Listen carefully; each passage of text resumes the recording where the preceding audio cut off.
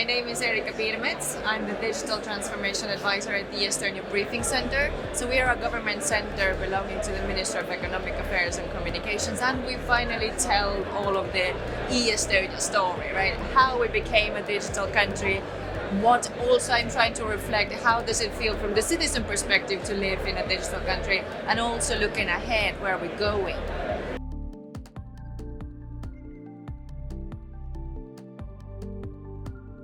It really comes from actually a really pragmatic background. We have to be smart in onboarding digital solutions because we're just so small and we don't have enough people.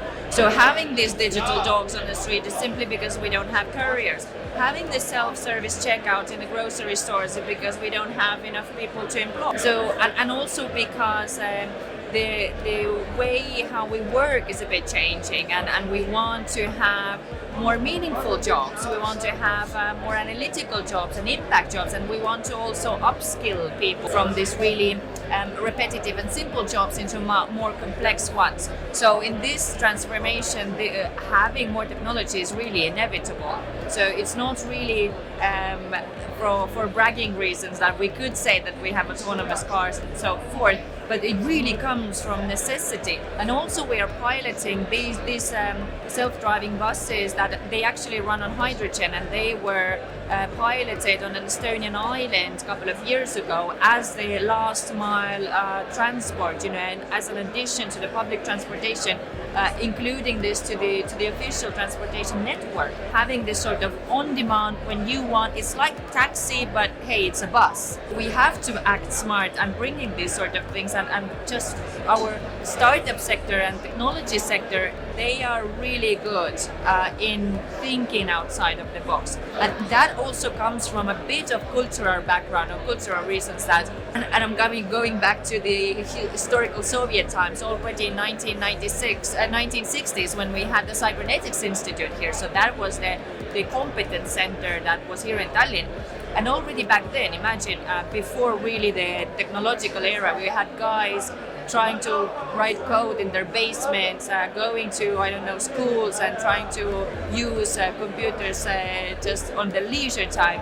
So this sort of experimenting, always the hunger for getting to know new things, and also the being liberated from fear that what if it doesn't work, or what if nobody cares of my solution, or what if I fail with that, is just test, try, and let's see if it happens. But also because we're a tightly knit country, we owe very big thanks to our academic sector. So deep tech is coming, right? We are focusing on the government medicine right now, personalized medicine, which comes from genome-based samples. So people are donating their DNAs, right? And this is all thanks to what academia is doing, and also bringing of course, AI is now a hot topic, but it was something that Estonia did, years ago, right?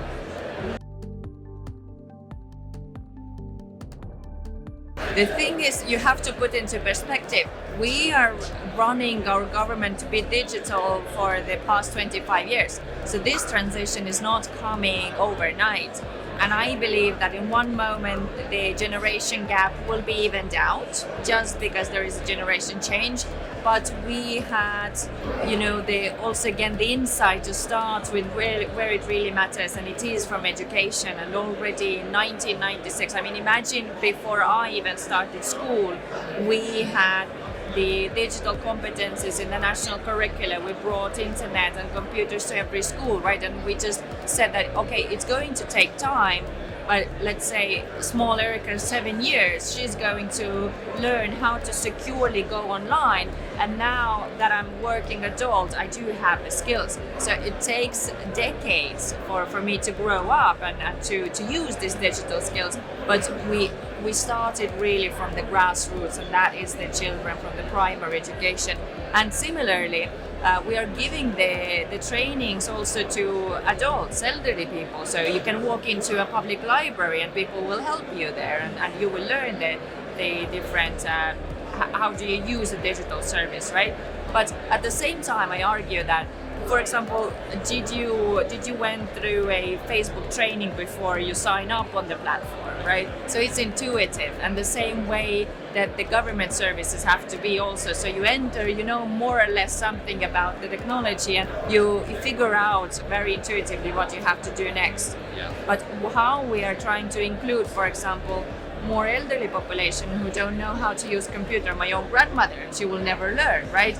But also people with different disabilities and other limitations that it would not be so easy to use a computer, for example.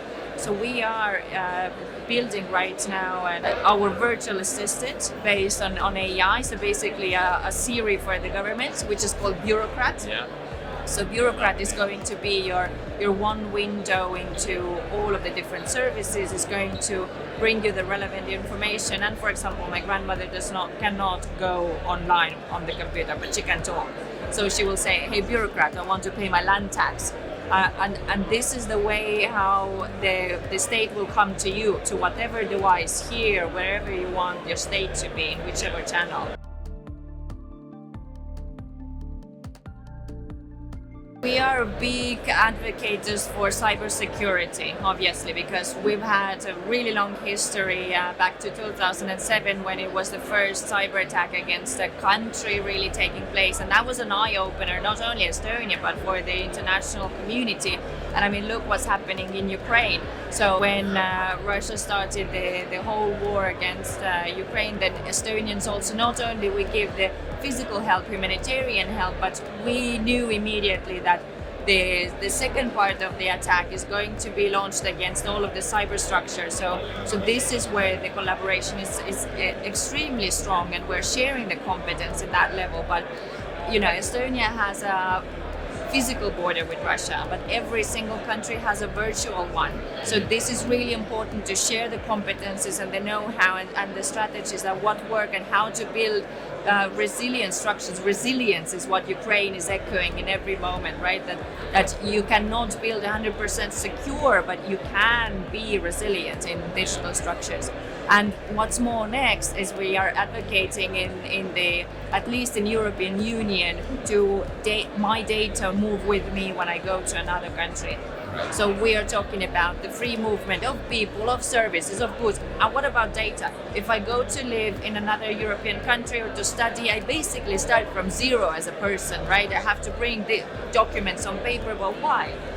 And we are bringing the first use cases of digital prescription that function in different countries, transferring medical data, because that's really relevant if I'm hospitalized in another European country, right?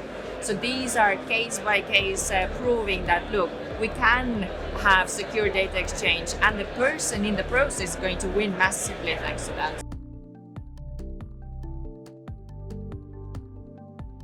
I understand that we're a small country and perhaps we're not in the focus of every person, right?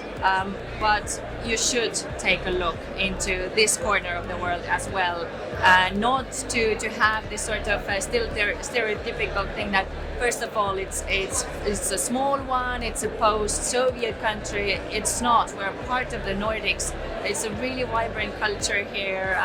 All of not only the technology, but exactly as you say, that people are really global, and there is a really specific reason why Estonia is #1 in Europe per capita of growing unicorns, because we are a sort of global community where people actually support the ecosystem as a whole.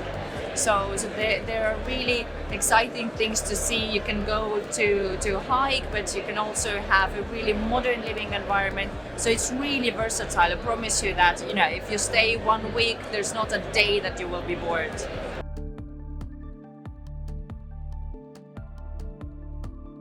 First of all, definitely bold. Just test even the craziest solutions. Just test. Then definitely global. You can be non-Estonian speaking and still thrive here.